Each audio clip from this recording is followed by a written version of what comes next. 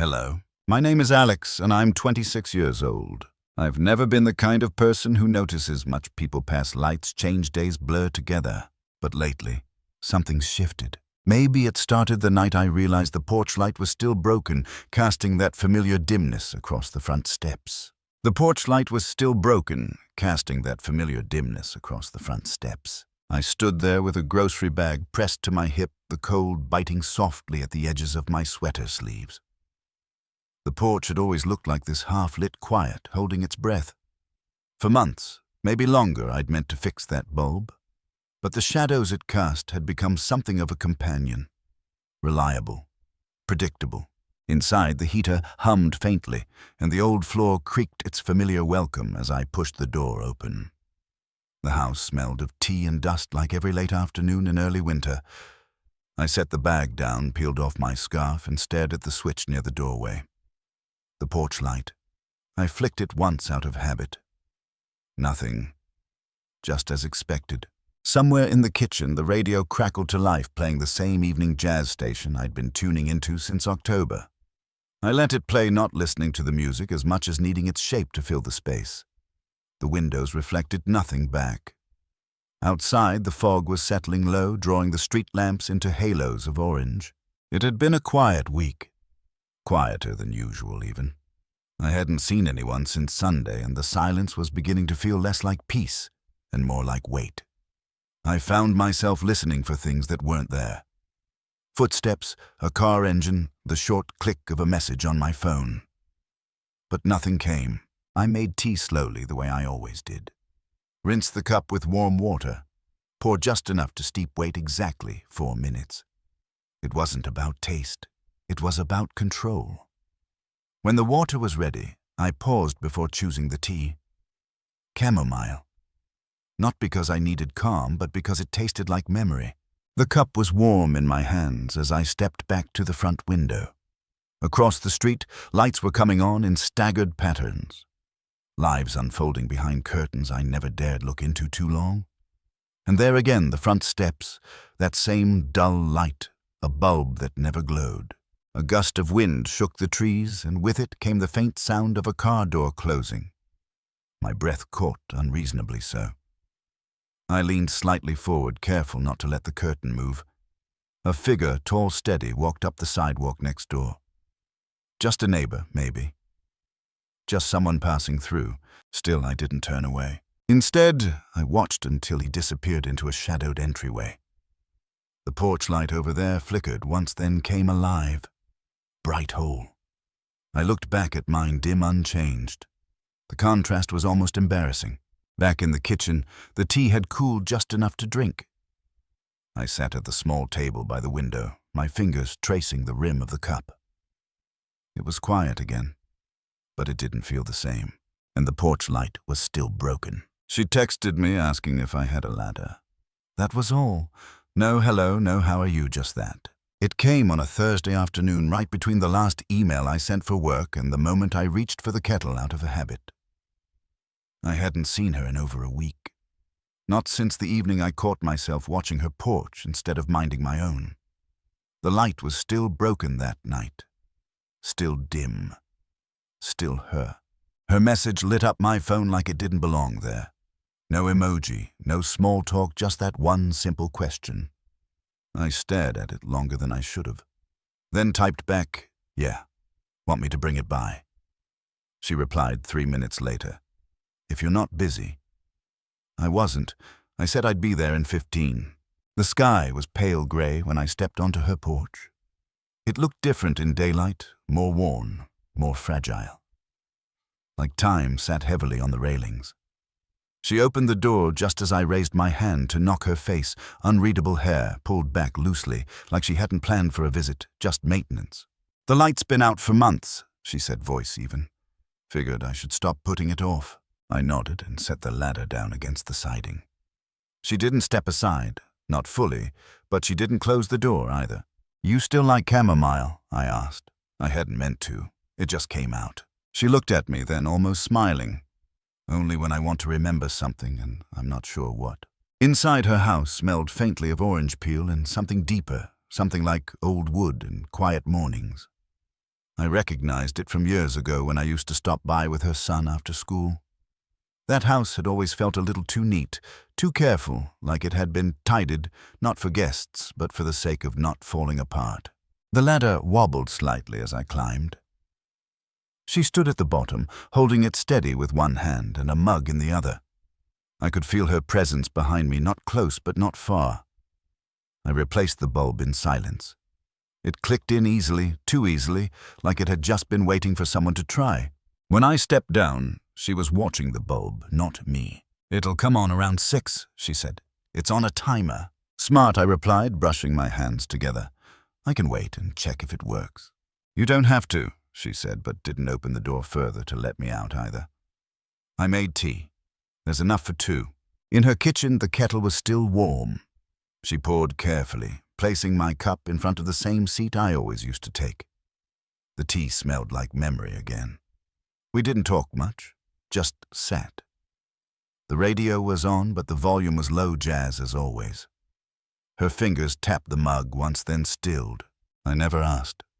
She said, not looking up, "But why'd you come back to this town?" I could have said work, family, a change of pace. But none of those were really true. "Some places just feel unfinished," I said. She looked at me, then really looked, and for a brief moment I saw something shift behind her eyes. A recognition, maybe, or a question she didn't want to ask yet. She didn't respond, just lifted her cup again and took a slow sip. The light above the porch hadn't come on yet, but when I left, she stood in the doorway for a while, not waving, not speaking, just watching. The tea was still warm when I set the cup down untouched. That evening, as I walked past her house, the porch light flickered on just as I reached the edge of her walkway. It startled me, not the light itself, but the timing. It felt aware somehow, like the house had been waiting. I paused 1 foot already past the mailbox and glanced up.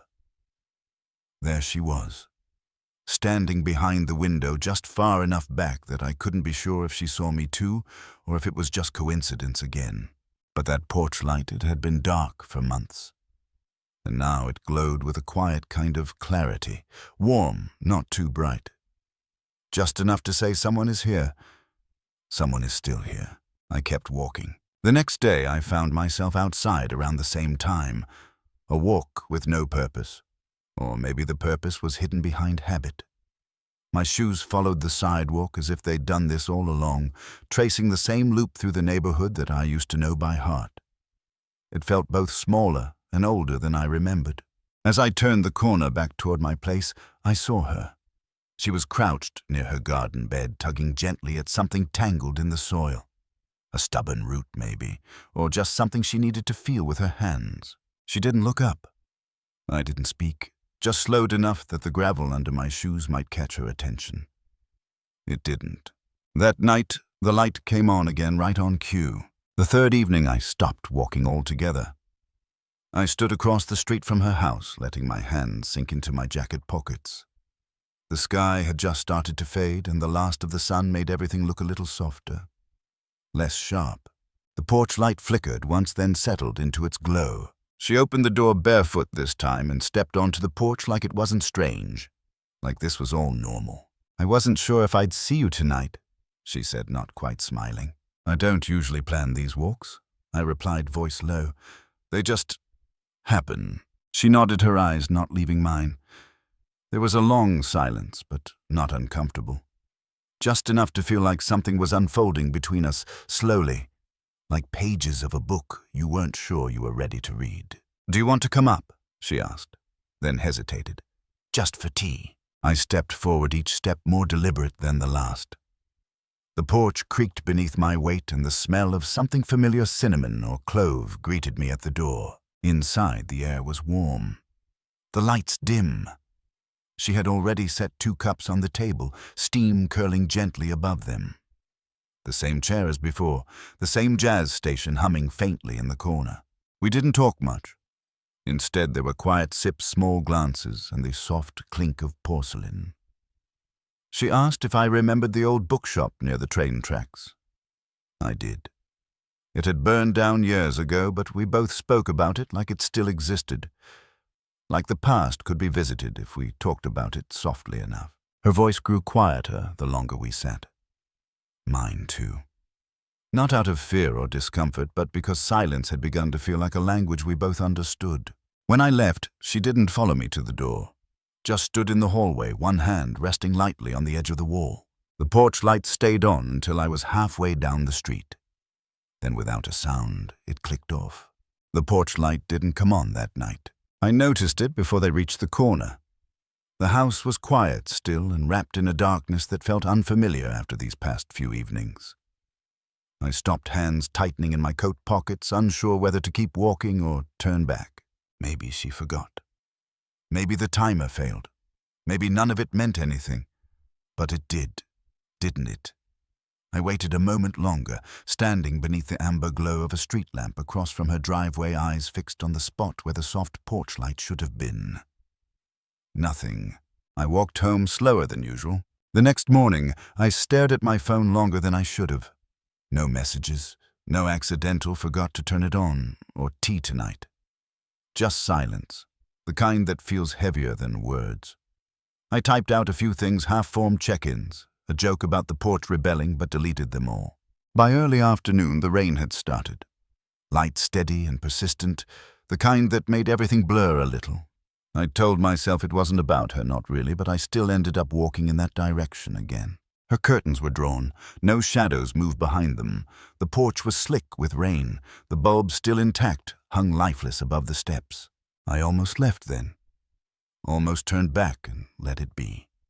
But then I saw it just inside the glass of her front door, propped up on the narrow hallway table, a mug. The same one she always used.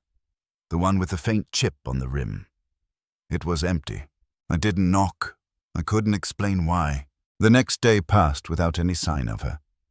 No light, no message, no footprints on the sidewalk outside. Something about it gnawed at me, not worry exactly, but absence. A sense that something had been pulled back, tucked away again, and I didn't know if it was on purpose. Late that evening, I sat alone with my own cup of tea, letting the steam cloud my glasses. I reached for the radio, half expecting to hear the same soft jazz she always played.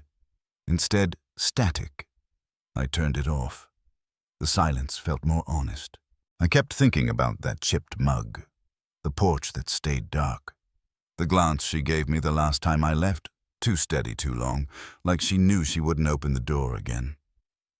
Not for a while. Some people disappear loudly. Others do it with intention, with silence. She was the second kind. That night, for the first time in weeks, I didn't walk past her house. But I still looked in that direction. She was already sitting on the porch when I walked by, as if she'd been waiting there for hours. The chair creaked under her weight as she shifted slowly, lifting her gaze to meet mine.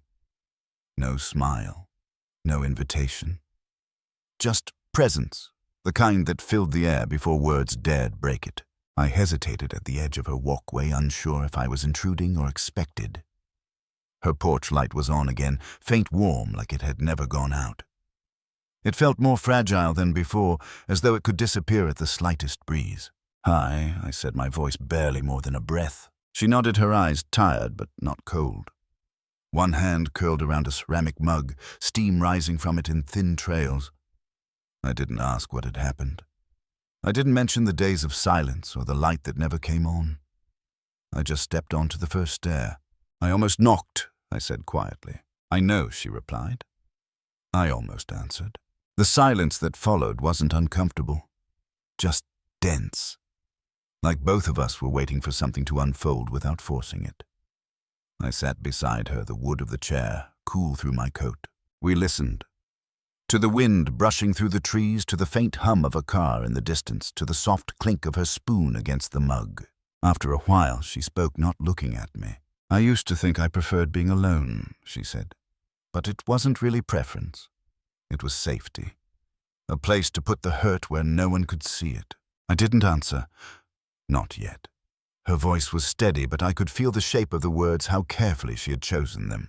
"I was married," she continued, "years ago. It didn't end badly. It just ended. Like leaving a room and realizing you forgot to turn off the lights." I turned slightly, watching her fingers tighten on the mug. He used to fix everything she said with a faint smile, leaky faucets, squeaky hinge, burnt-out bulbs. And after he left, I let things break.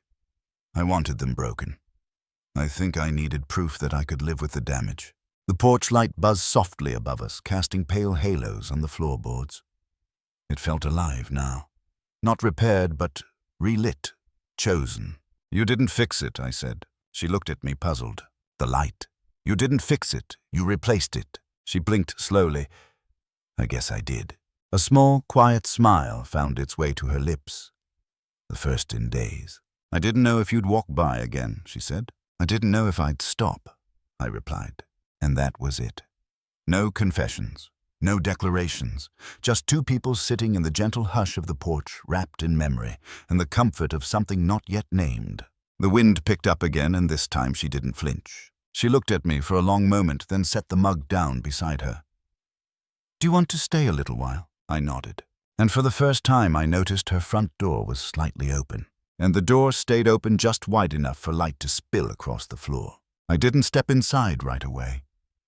I sat beside her as the sky dimmed, watching that sliver of light stretch quietly from her hallway to the edge of the porch. It wasn't an invitation, not exactly.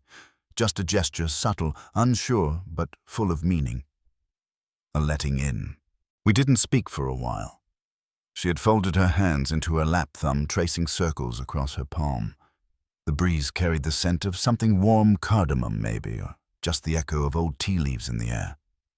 From inside, the soft creak of floorboards gave the house a heartbeat. I used to close everything she said, finally. Doors, curtains, drawers, even conversations. I thought if I kept things shut, nothing would get messy. I glanced at the door again. Still open. The light didn't flicker this time. It held steady, as if the house had made peace with being seen. She looked over at me, her expression not quite sad, but reflective. I think I was afraid of being watched, but more afraid of not being noticed at all. I didn't rush to answer. I let her words rest between us like a folded blanket, worn but warm. "I used to walk past your house just to make sure it was still there," I said, even before we spoke. "I think I just needed to know someone was in the world, living quietly." She tilted her head slightly, and I caught the edge of a smile, faint but real. Then she stood, smoothing the fabric of her sweater with a kind of nervous grace. "I'm not sure what this is," she said, her voice barely above the porch creak, "but I don't feel like closing the door tonight." I followed her gaze as it settled on the hallway. Books scattered on a table, a cardigan draped over a chair. Her life unarranged but honest. We didn't go inside. Not that night. She returned to her seat shoulders a little less guarded and poured what remained of the tea into a fresh cup. One for her, one for me. The radio inside hummed something old and slow, a voice too gentle to name. And as the night thickened around us, the door stayed open just wide enough for light to spill across the floor. The porch light still spilled its soft glow across the wooden floor, just as it had the night before.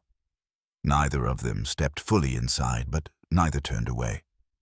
In the hush between them, something settled, not certainty, but a quiet knowing. Some connections don't need names or promises to be real. They live in glances, pauses, and doors left slightly ajar. The second cup of tea on the porch cooled untouched, but she never moved it.